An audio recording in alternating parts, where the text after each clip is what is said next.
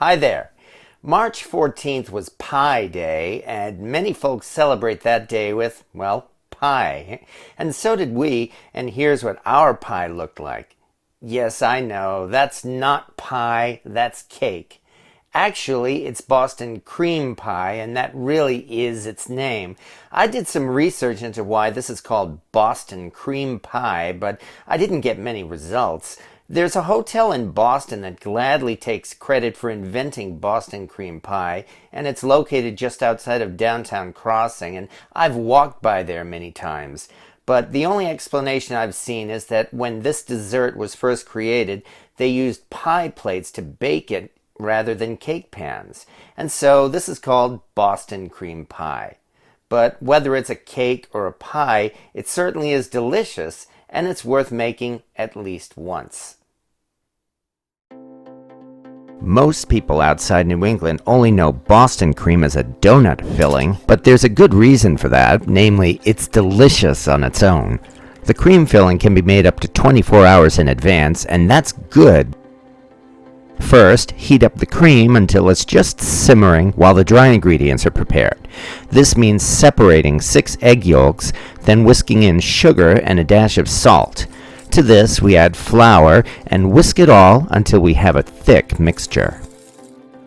Now for the tricky part.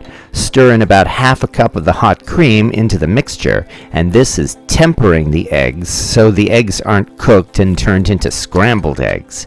Once it's mixed together, slowly pour the egg mixture back into the pan and stir it constantly for a few minutes. This will thicken it and turn it into our Boston cream filling. Mix in butter and some vanilla extract and stir it all in until the butter is melted. And one more extra step. We run the cream filling through a strainer and press it through in order to give it just the right consistency. As it turned out, I put the cream filling into a bowl that was too big, but this really wasn't a problem. Now we cover it with plastic wrap in order to keep a skin from forming on the top. Now we cool it in the refrigerator until it's time to use in our Boston cream pie. The cream filling was the hard part, but the cakes are also a little different from your usual layer cake. For starters, it's absolutely necessary to use parchment paper because the cakes will stick no matter how much you grease and flour the pan. The recipe calls for 2 9-inch cake pans, but here we're using 2 vintage cast iron skillets. This helps us to remember the history of the original Boston cream pie when this was originally made in pie plates rather than cake pans. We preheat the oven to 325 degrees Fahrenheit, and now we're ready to make the cakes. We start by whisking our dry ingredients together in a bowl, and remember, this is an important step. We want to be sure the dry ingredients have air in them and they're not compacted together because that helps the cake to rise. For the wet ingredients, we mix together whole milk and butter until the butter is melted. Then we add some vanilla extract and cover this to keep it warm. This will give us time to get out our mixer and mix together more eggs, whole eggs this time, not just the yolks, and more sugar. We mix them together until they're light and creamy, then start adding in the hot milk and butter.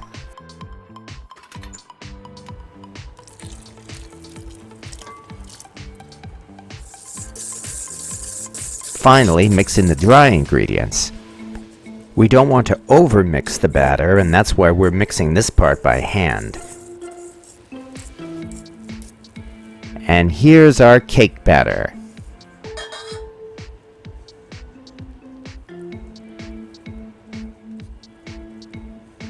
Add the batter to the cast iron pans, and we bake them in the oven for just a little bit more than 20 minutes until the cakes are light brown and a toothpick comes out clean. We can let the cakes cool completely before putting them together. Once the cakes have cooled, we run a knife along the edge and flip it over onto a baking rack. It popped right out of the parchment paper. Well, this one, it didn't have, the parchment paper didn't, but that's okay, that's why we use it. There's number 2. Well, I mean, the last one, it popped right out. It didn't even stick to the parchment paper. Oh, But hey, I have no complaints about this. no. Now we spread on the Boston cream filling. Place the second cake on top and put them back in the fridge to solidify while we prepare the final step, the chocolate ganache. Here, I used a simple mixture of butter and more cream.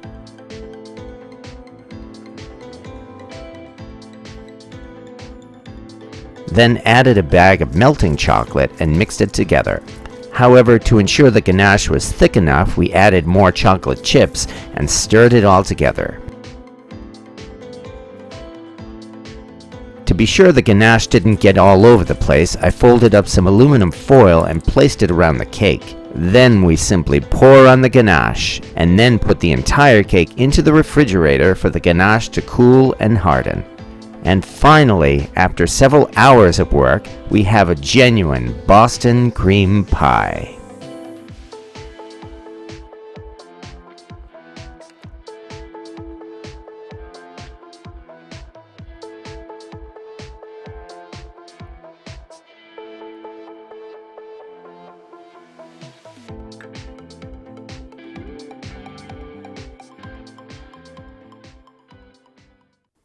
After this, I may make a Boston cream pie that's really a pie crust full of Boston cream filling.